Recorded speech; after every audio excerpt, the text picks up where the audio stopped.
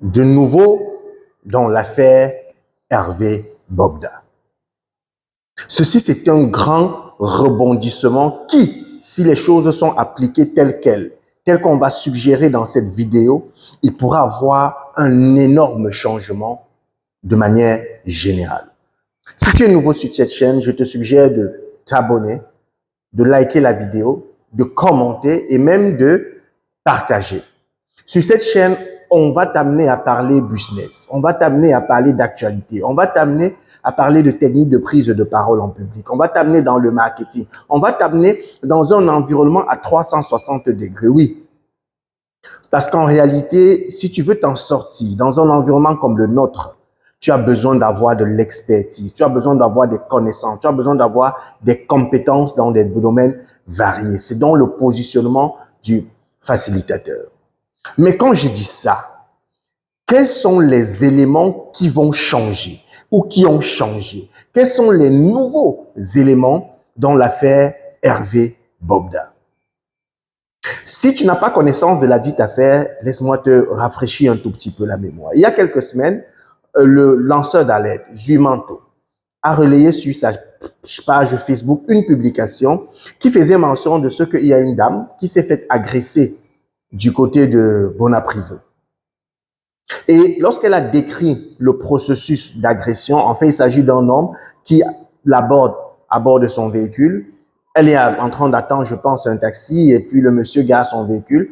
Il fait descendre ses gros bras qui invite la dame à venir, mais la dame estime que c'est pas bien fait, cette approche, comment aborder une femme de cette manière, et suggère éventuellement que le monsieur lui-même se présenta. Le dernier ressort de sa voiture lorsqu'il s'adresse à la dame avec un air condescendant, selon les déclarations sur la page de Zuimanto, avec un air condescendant. La dame trouve que c'est mal poli et elle aussi, elle a dû répondre au monsieur. Et le monsieur l'a giflé, comme on dit, hein, chez nous, on lui a saigné un coup de gifle. Et du coup, elle a ramassé un caillou avec l'intention de balancer sur le véhicule du monsieur. Et ce dernier a sorti une arme à feu. Il a pointé sur elle. Si tu t'amuses, je t'abats. Tels étaient ses propos, selon les déclarations de la dame. Et juste autour, il y a des mototaximans, il y a des vigiles qui ont vu la scène et qui ont accouru. Et lorsque ces derniers sont arrivés, le monsieur a démarré son véhicule, il est parti. Et lorsque la dame tentait d'expliquer, les vigiles qui étaient non loin de la scène a demandé à la dame, mais madame, vous vous amusez, vous connaissez pas ce monsieur, il est extrêmement puissant. Il s'agit de Hervé Bogda. Elle a dit, mais Hervé Bogda, c'est qui? On lui a dit, voilà même sa photo, regardez-le. Et elle a donc pris cette information, la photo et le récit qu'elle a fait, elle a balancé au lanceur d'alerte, Zuimanto. Ce dernier l'a relayé simplement sur sa page, publié tel que reçu. Mais on était loin d'imaginer ce qui allait se produire derrière. Il y a eu, selon le lanceur d'alerte Zuimanto, plus de 1000 autres témoignages et il en a publié énormément sur sa page qui démontraient à suffisance qu'il y avait plusieurs personnes, hommes et femmes, ayant subi pratiquement le même traitement et la femme est chanceuse parce que selon ce qui se dit, les choses seraient allées beaucoup plus loin avec d'autres personnes. Et au moment où je tourne cette vidéo, le Hervé Bogda en question a été interpellé par la justice camerounaise et serait gardé à vue à la police judiciaire. Nous parlons au conditionnel. Mais en réalité, ça c'est juste le rappel de ce qui s'est passé dans l'affaire Hervé Bogda. On accuse ce monsieur, certaines déclarations trouvent que Hervé Bogda, il va te pointer son arme dessus, il va abuser de certaines femmes, même des hommes, il va les pousser à poser certaines actions contre leur gré, il va les obliger à faire des choses qu'elles n'ont jamais voulu faire, et pour certains, à la fin, il va leur donner un peu de sous, pour certains, à la fin, il va les menacer, pour certains, à la fin, il va se passer des choses vraiment horribles. Lorsque vous lisez les commentaires, je ne vais pas les afficher sur cette chaîne, mais je vais simplement vous suggérer d'aller sur la page du lanceur d'alerte Zuimanto. Et vous allez lire, vous allez lire et vous allez lire. Mais aujourd'hui, il était question pour moi dans un premier temps de vous faire le rappel, de vous dire si vous avez oublié, si vous ne savez pas qui est Hervé Bogda, ou plutôt si vous n'avez pas connaissance de la dite affaire, et il faut noter que tout ce qui est dit ici est notamment encore évoqué au conditionnel. Parce que tant que la justice n'a pas mené ses enquêtes, au point de sortir un verdict, aller au tribunal et sortir éventuellement une condamnation, il bénéficie de la présomption d'innocence. Mais oui, lui, il bénéficie de la présomption d'innocence. Mais toi, est-ce que tu bénéficies toi aussi de la présomption d'innocence? Parce que j'ai vu sur la page de Zuimanto, lorsque une organisation non gouvernementale lui a adressé des félicitations, il a tenu à rendre cela public tout en nous rappelant que ce n'est pas seulement, le mérite ne lui revient pas à lui seul, mais à tous les Camerounais, voyez les guillemets, à toutes ces personnes qui ont cru qu'on pouvait se mettre ensemble, intervenir, relayer, pousser davantage, donner du poids, donner du tonus pour qu'enfin cette affaire semble avoir une sortie. Hervé Bobda a dit merci aux Camerounais. Hervé Bobda a dit merci à vous tous qui avez contribué. Sauf que dans la contribution, j'en ai lu plusieurs, j'ai vu des gens qui trouvent que ce que Hervé Bobda a fait est ignoble, qui trouvent que ce qu'il a fait est grave, qui trouvent que ce qu'il a fait est extrêmement grave. Et j'ai été choqué. Non pas parce qu'elles ne doivent pas trouver que c'est grave, parce que qui en réalité est Hervé Bobda? Toi qui trouves que ce qu'il a fait est extrêmement grave, il faut savoir que Hervé Bobda, c'est toi. Je vais te dire pourquoi. Tu es enseignant à l'université.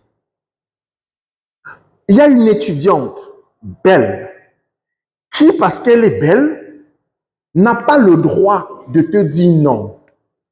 Qui, parce qu'elle a un physique assez intéressant, que tu lui fasses la cour, toi, en qualité d'enseignant, elle n'a pas le droit de te dire non.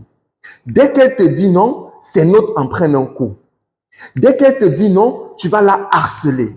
Dès qu'elle te dit non, elle va échouer aux examens. Dès qu'elle te dit non, c'est toi qui vas pourrir sa vie. Et tu vas faire d'elle quelque chose qu'elle n'avait même pas. Elle va parfois se sentir obligée, dans certains cas, de te donner enfin ce que tu as demandé. Simplement parce que elle aussi, elle veut obtenir ses diplômes. Et tu vas venir crier sur Hervé Bobda. Parce que tu penses que tu es différent de ce Hervé Bobda-là. Tu penses que c'est parce qu'il a une arme dans la main que toi qui n'as pas d'arme, tu es différent de lui.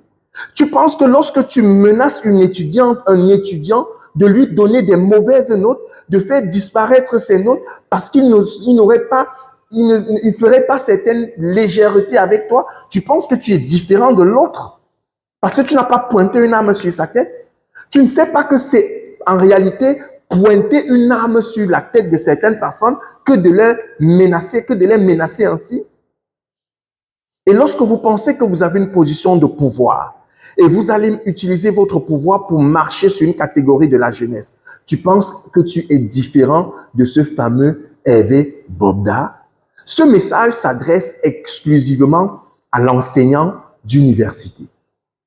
Mais quand j'ai fini avec l'enseignant d'université, là, je m'adresse à un enseignant qui, lui, dans sa posture, a utilisé sa position, son caractère supérieur pour obtenir certaines facilités à une personne qui n'était pas consentante. Maintenant, je m'adresse à toi, jeune fille, jeune garçon, qui va à la même université et qui met la pression à certains enseignants qui estiment que tu peux leur donner ci pour obtenir de meilleures notes. Tu estimes que tu peux leur donner ça pour qu'ils te donnent des facilités, pour qu'ils t'accordent ceci. Tu penses que tu es différent de Hervé Bobda? Je te pose la question.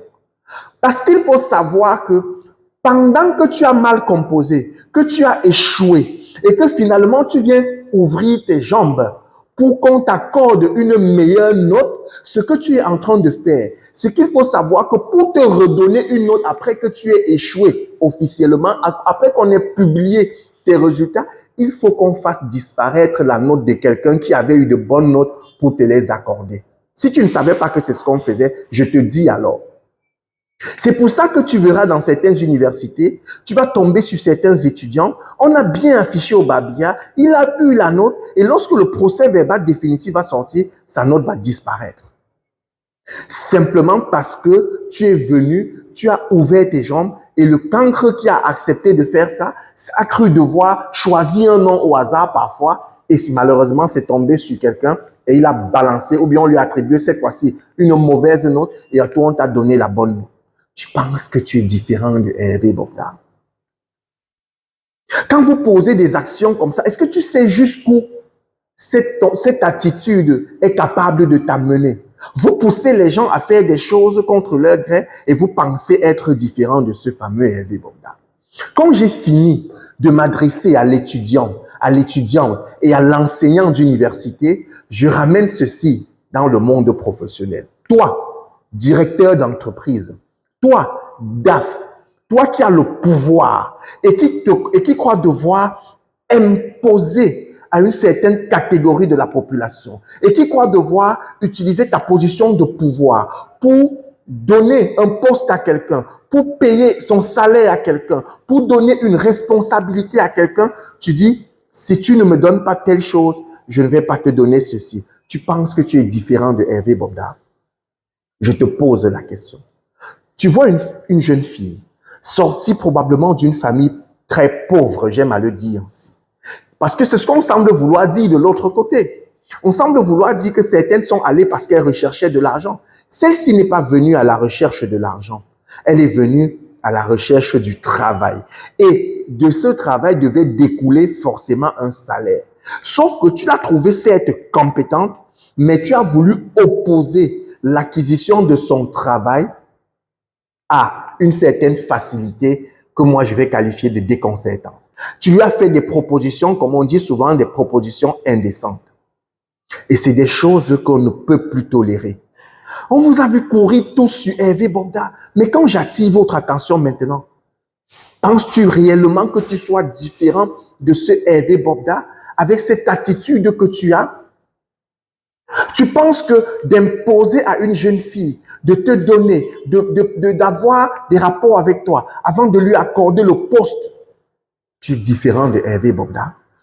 Est-ce que tu n'es pas en train de tuer la compétence? Je te pose une question.